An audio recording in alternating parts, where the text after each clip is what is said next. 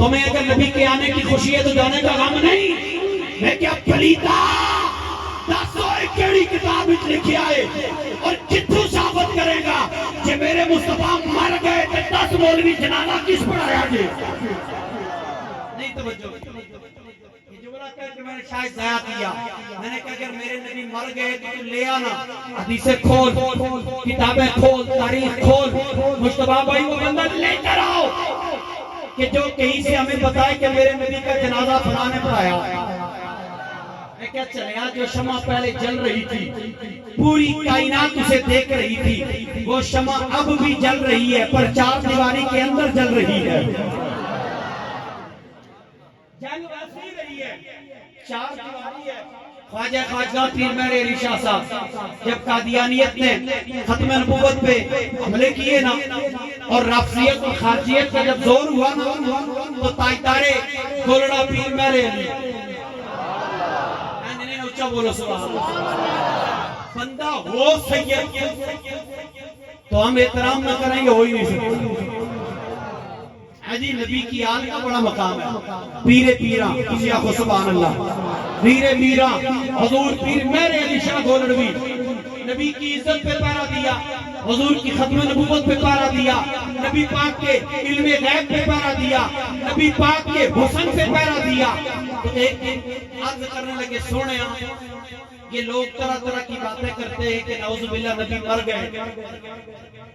تو مہر علی آپ کی زندگی کے لوگوں سے مناظرے کر رہا ہے, لیکن آج کے بعد مناظرہ تب ہوگا جب میں اپنی آنکھوں سے دیکھ نہ لوں. توجہ دیں جی, جب میں اپنی آنکھوں سے دیکھ نہ لوں. پھر تاجدار گولڑا فرماتے ہیں لوگوں رب کعبہ کی قسم میں نے اپنی جاگتی ہوئی آنکھوں سے انبیاء کے امام کو روضہ رسول کے اندر زندہ دیکھا ہے. اور جب دیکھا تو پھر کہنے لگے کہ وہ اتنی شان والا کہ مکھے چلنے بدر شاشانی جی مکھے چلنے بدر شاشانی مکھے چمکے دلا نورانی مکھے چمکے دلا نورانی جی کالی زلف دیکھے مستانی جی سبحان اللہ. جاگتے ہوئے نہ میں نے دیکھا کوئی دیکھا میرے بریلی کے بابے نے حضور کا جب دیدار کیا تو اپنی زبان حال سے کہا چمک تجھ سے پاتے ہیں سب پانے والے. میرا دل بھی چمکا دے چمکانے والے, تو زندہ ہے واللہ, تو زندہ ہے واللہ. میرے چشم عالم سے چھپ جا کہیں سے بھی کسی جگہ سے بھی کوئی نہیں بندہ.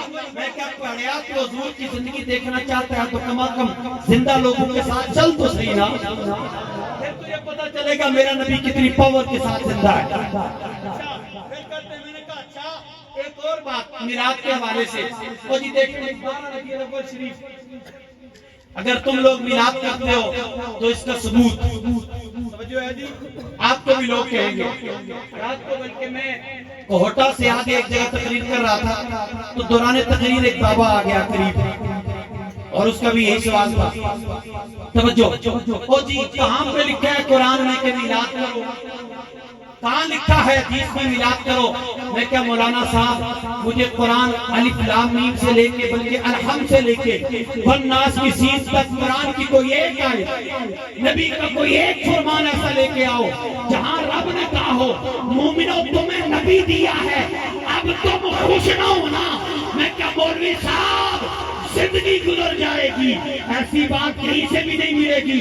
قرآن کھولو گے پھر بھی یہی آواز, حدیث کھولو گے پھر بھی یہی آواز کہ فَلْيَفْرَحُوا مومنوں کملی والے کے ملنے پہ خوشیوں کا اظہار کرو. ذوق سے کہیے پورے قرآن میں ممانعت نہیں ہے, پوری احادیث کے اندر ممانعت نہیں ہے. حکم یہ ہے کہ تمہیں محبوب دیا ہے, اب محبوب لوگوں میرے محبوب کی ولادت پہ خوشیاں کرو. اور نبی بھی کیا تھا تعالیٰ کہ جتنے بھی نبی اور رسول آئے نا، میں سب کی توجہ چاہتا ہوں، خاص بات کی طرف آ گیا، جتنے بھی آئے آپ مجھے بتائیں، جتنے نبی یا جتنے رسول آئے، کسی ایک نبی کو ہم ماننے سے انکار کر دیں تو کیا ہم مسلمان رہیں گے؟ یہ بڑا میں نے اہم سوال کیا اور اس پہ مجھے آپ کا جواب چاہیے۔ کسی ایک نبی کا ہم انکار کر دیں تو مسلمان رہیں گے جی؟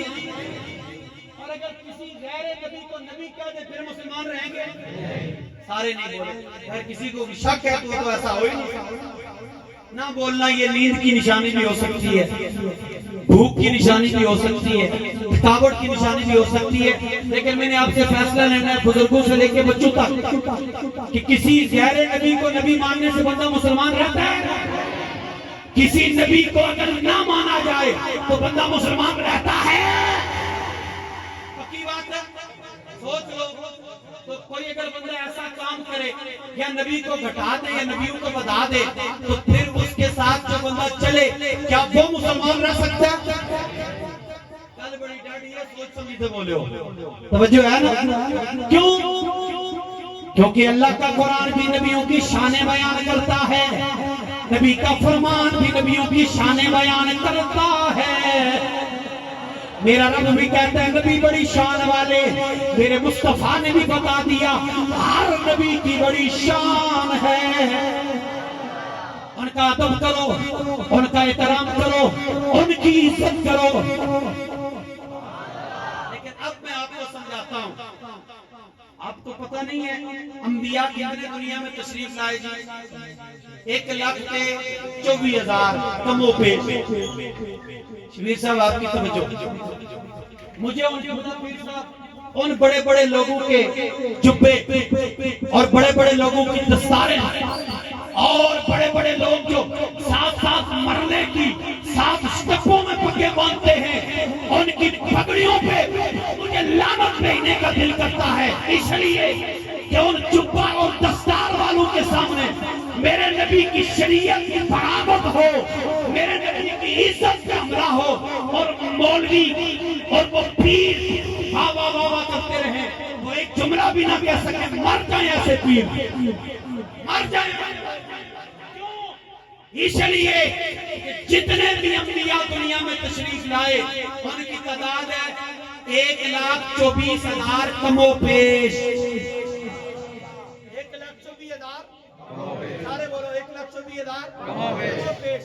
اچھا اب یار آپ نے بھی سنا ہے پچھلے گزرے ہوئے دنوں کے اندر، میں اب نام تو نہیں لیتا کیونکہ میری زبان میں کہتا ہوں خراب نہ کرو، ایک جناب جسے ہم کہتے ہیں سارا قائد ہے، اس قائد نے پچھلے دنوں ایک نعرہ لگایا اور پیروں نے ان کو پیر کہنے سے ایسے پیروں کی توہین ہوتی ہے، علماء کی موجودگی میں وہ تقریر کر رہا ہے، اس نے کہا جی 1,40,000۔